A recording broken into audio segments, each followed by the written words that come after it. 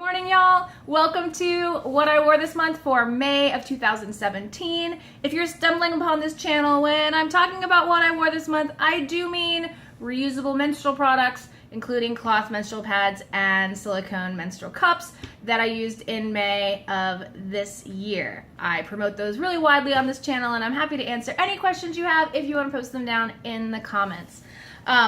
This video is a little bit late. It's June, and I had my period actually the second week in May. But what happened gives me an opportunity to do a real shout out really quickly before I begin to my storage and cleaning methods. And that is what is referred to commonly as dry storage. That means you have a bag like this. This is my very favorite dry bag, and it's kind of waterproofed. It's got PUL kind of lining in it.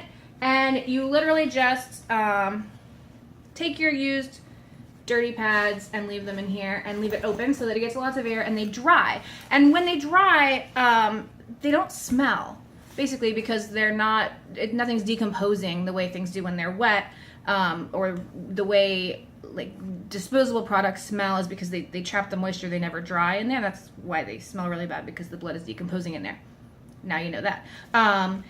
So for me, it's always been a really just easy way to do it. I just hang this in my bathroom at my house and put them in there, and then soak wash, at the end of my period.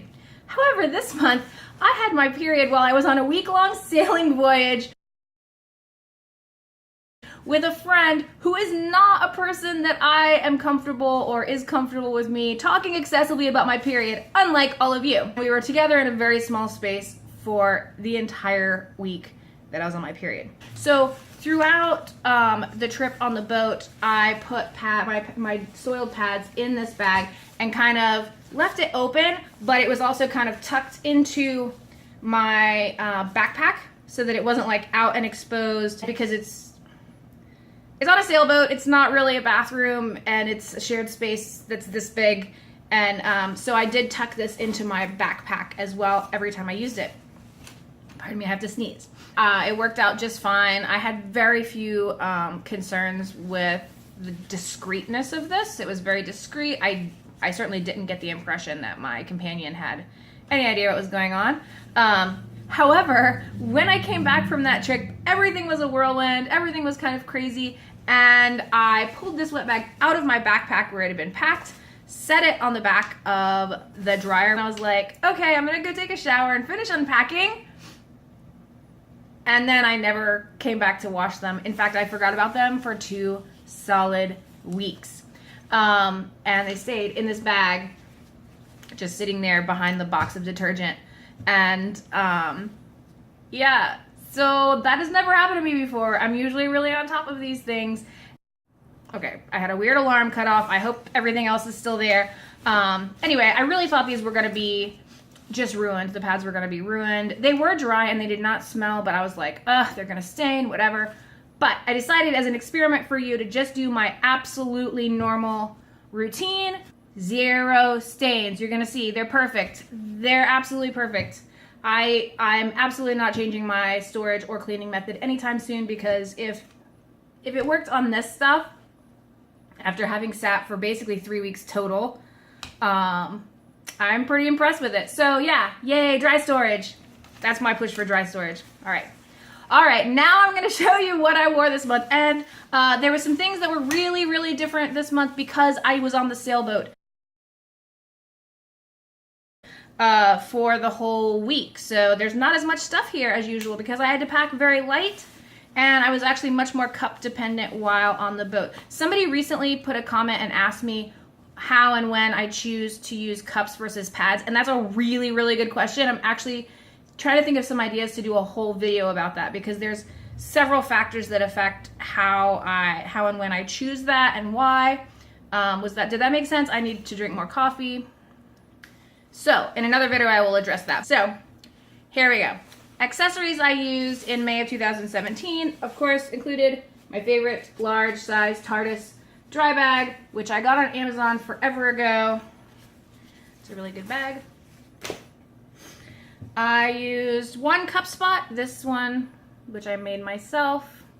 It is a rayon top and sweatshirt fleece back. And I used one pad pocket for the few times we left the boat. Safely docked up, so we're going to a bar. And that was this really cute skeleton hearts pad wrapper. This is by Beach Bottom. Okay, so primarily this period I used this cup. When I knew I was going on the trip sailing and I knew I was going to get my period, I absolutely intended to take 2 cups.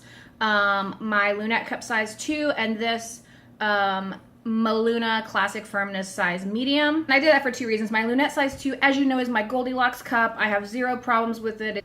And then I also knew I wanted to bring this Maluna as a backup cup. The reason I wanted to bring this one is the ring stem. When you are on a sailboat in a teeny tiny little bathroom area, and the boat is moving in multiple directions,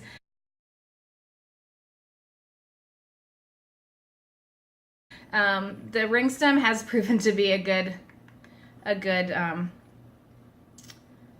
addition to my collection in terms of sailing.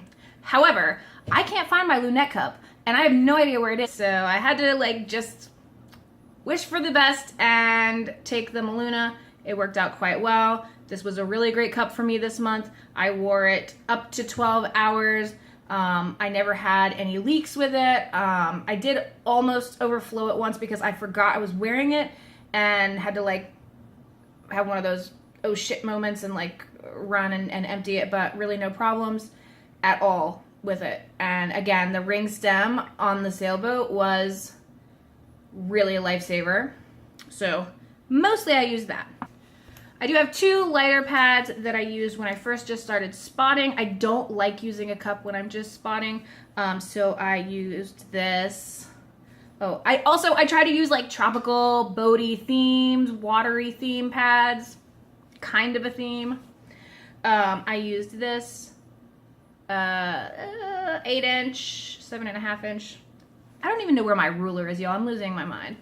7.5-inch liner by A Splendid Story. It is a cotton top and a micro corduroy back. This is one of my favorites. And I also wore this 10-inch moderate cotton topped anti-pill fleece backed pad by Red Roads Cloth.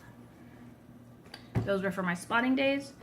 Once I actually started my period, I was wearing this, which is a pad that I made myself. It is a 7-inch front bleeder style cotton top anti-pill fleece back, and it's, I guess, kind of a moderate pad. I was wearing this when I was like officially like, okay, it's cup time, but it held up really well considering I normally just use it as a liner. And then I have 2 pads that I just wore during the day as cup backup. Most of the time I didn't even use cup backup because I needed to be running around on the boat a lot and it was just not practical. So I went full on only internal protection mode unless my flow got really heavy. And then, so for those 2 days I wore these as backup, but I didn't have any leaks or anything, so it was no problem. But I did wear this fantastic tropical print cotton top Wind Pro back 10-inch moderate absorbency pad by Beach Bottom. Love that one. I don't wear that very often. And another of my favorites, this 11-inch moderate absorbency seahorse character pad with this fantastic Mardi Gras cotton print and anti-pill fleece on the back by Venus Pads. And then my nighttime pads, I don't remember which order I wore these in or anything, but I do prefer wearing pads at night over cups. I don't like dealing with my cup when I'm sleepy. So I wore these pads at night. One of them is a 12-inch bamboo fleece top, Wind Pro back, moderate absorbency pad by Brigid's Flame. And this just keeps getting softer every time I wash it. Good stuff. This is one of the pads that I was for sure was gonna stain. This is a 13.25 inch moderate absorbency cotton top WinPro back pad by A Splendid Story, and as you can see, it did not stain at all. It's still beautiful, and it's manatee print. This is an OBV topped WinPro backed 12-inch contour pad by Homestead Emporium, and it's just one of the most comfortable pads I've ever had. It's amazing. They're hard to get a hold of, but if you're in the US, but so good. And last but not least, definitely for my heaviest night, I was saving this one up because I was sleeping on a boat, right, again, with a lot of moving. I wanted absolute ample protection, so I wore this 15-inch Happy Tacos flannel top, anti-pill back, heavy absorbency by The Berry Patch. And absolutely, it was great. So my favorite daytime pad this month, I have very few here to choose from, but I am going to choose my little own homemade pad. Who would have thought it? Just because it was not designed for what it ended up having to deal with, and it held up really well. And my favorite nighttime is definitely this by The Berry Patch, because even though I was sleeping at anchor on a boat, outside on a boat, and it was a really choppy night, and it was a really heavy night, I knew I was absolutely secure. I felt very comfortable, and it actually was kind of a beautiful night, besides being on my period.